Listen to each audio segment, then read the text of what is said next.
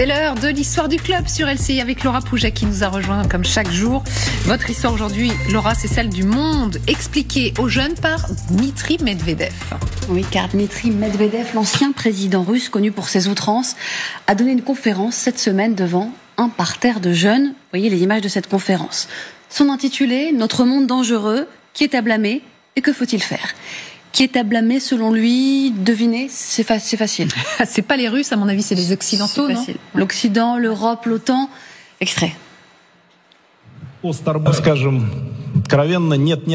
Soyons honnêtes, aucun pays n'a renforcé sa sécurité par une adhésion à l'OTAN.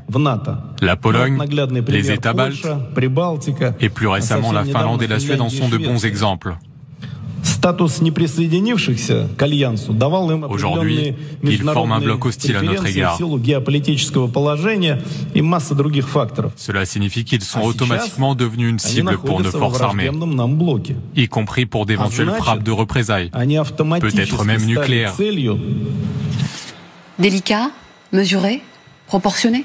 Tout ça à la fois. À l'image de toute la conférence, je vous l'ai dit et vous l'avez vu sur les images, c'était une conférence qui se tenait devant des jeunes. Vous les voyez, ces jeunes? Elle avait lieu dans le cadre des célébrations des 80 ans de la victoire soviétique sur l'Allemagne nazie et avait donc une visée éducative. Ce qui n'a pas empêché Dmitri Medvedev de couvrir l'Occident d'insultes, dont certaines étaient même inscrites sur un écran géant que vous allez voir derrière lui. Les impuissants de l'Atlantique pour qualifier les dirigeants de l'OTAN, la racaille pour désigner les Bulgares, les Polonais et les peuples baltes, ses voisins. L'ordre mondial, bien sûr, est pourri, le monde mourant, on y entend une grosse meute de chiens aboyant depuis la fourrière occidentale, sans compter qu'il est aussi peuplé de drogués nazis dégénérés, de porcelets grognons, de sbires ricaneurs, de fanatiques assoiffés de sang. Bref, je vais arrêter un message d'espoir devant les jeunes Russes. Ah oui, ça c'est le moins qu'on puisse dire, et en même temps, bon, c'est pas surprenant, on connaît très bien Dmitri Medvedev. Aujourd'hui, son nom est associé à ses outrances. Avant, rappelons qu'il fut président de la Russie entre 2008 et 2012, un tour de passe-passe pour aider Poutine qui à l'époque ne pouvait pas faire plus de 2 mandats consécutifs. Medvedev était alors perçu très différemment, plutôt réformiste et pro-occidental. J'ai retrouvé des images, regardez, de juin 2010 où on le voit en visite aux États-Unis déguster des burgers dans un restaurant de Washington en compagnie de Barack Obama, qu'il avait alors qualifié d'ami.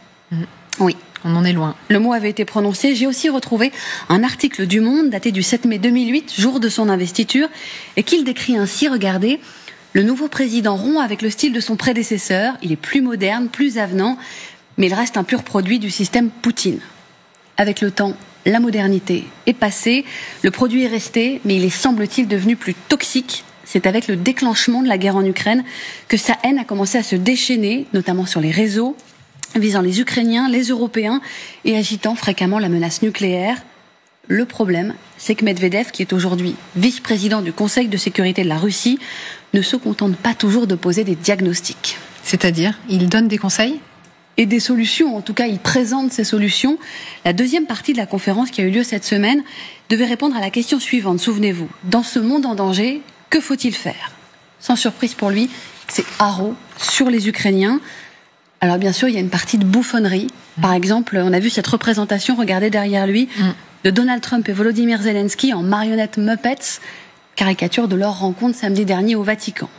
Mais Dmitri Medvedev a aussi exhorté à la destruction, je cite, du régime néo-nazi de Kiev. Et il a des idées, jugeant par exemple qu'il est nécessaire de mener des procès criminels internationaux, Nuremberg 2.0, pour une évaluation juridique des actions des dirigeants du régime de Kiev. Ouais. Pour ce faire, dit-il, il est nécessaire de créer une alternative à la Cour de La Haye.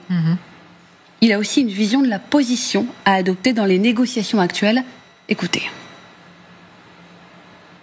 La seule chose qui les arrête est une menace de représailles. Notre réponse possible à leur principe vanté de la paix par la force? Quelle est la réponse, vous pouvez demander? Notre seule réponse est claire et se trouve dans la doctrine de la paix par la peur. La peur est toujours efficace. Le reste, non. En 2022, un journaliste avait demandé à l'historienne Françoise Thom, spécialiste du monde soviétique, comment expliquer la mue de Dmitri Medvedev. Elle avait répondu que dans les régimes autocratiques, comme la Russie, la guerre est un moyen de renforcer le pouvoir du dictateur, mais qu'elle entraîne une montée de la terreur dans son entourage. L'attitude de Medvedev illustre parfaitement ce phénomène, disait-elle. Il est terrorisé et essaie de sauver sa peau en se faisant le chantre du génocide de l'Ukraine, en adoptant une attitude très dure. Il veut affirmer sa loyauté à Vladimir Poutine. C'est intéressant.